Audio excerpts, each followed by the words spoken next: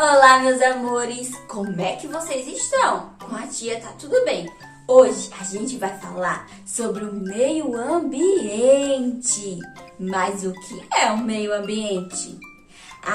São os rios, as florestas, os animais. Tem muita coisa, né, para ser o meio ambiente. Vocês escutaram isso? Socorro, socorro! Eu acho que é um pedido de socorro. Tem alguém gritando. E olha no céu. Apareceu um SOS, que quer dizer socorro. E é algo que é muito urgente, que não pode deixar para depois. Tem alguém chamando por mim, pedindo socorro? Vamos procurar?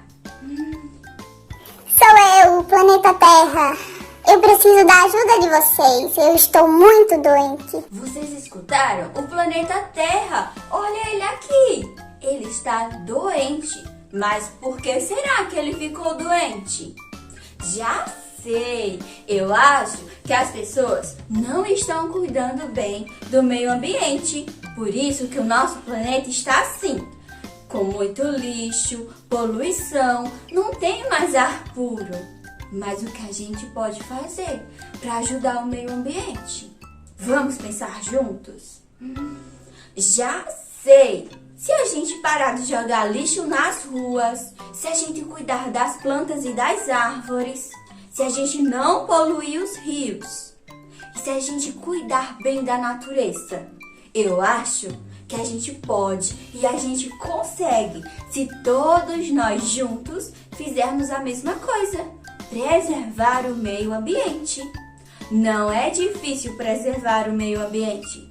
Só é jogar o lixo no lugar certo, pois existe a coleta seletiva, onde cada lixeira é de uma cor diferente.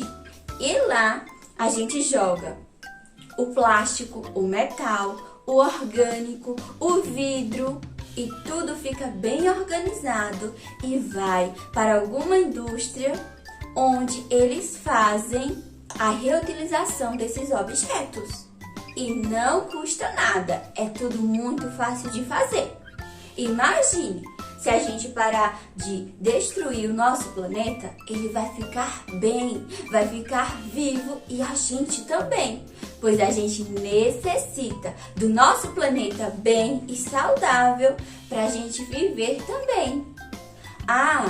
Deixa eu falar para vocês. No dia 5 de junho é o dia do meio ambiente, da preservação do meio ambiente. É nesse dia que todo mundo tem que colocar a mão na consciência e ver o que está fazendo de certo e de errado, pois não há mais tempo para a gente ficar fazendo os mesmos erros. Posso contar com você para a gente cuidar juntos do meio ambiente e ajudar o nosso amigo planeta ficar bem, forte e feliz? Espero que sim! Tchauzinho e até a nossa próxima data comemorativa.